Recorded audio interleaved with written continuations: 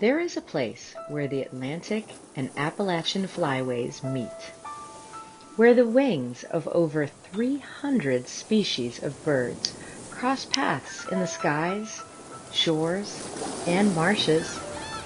Amelia Island. A crossroads and a gathering place for divers, soarers, waders, skimmers. Participants, partners, and audience in the dance of life, choreographed to maintain nature's delicate balance between plants and herbivores, predators, and prey.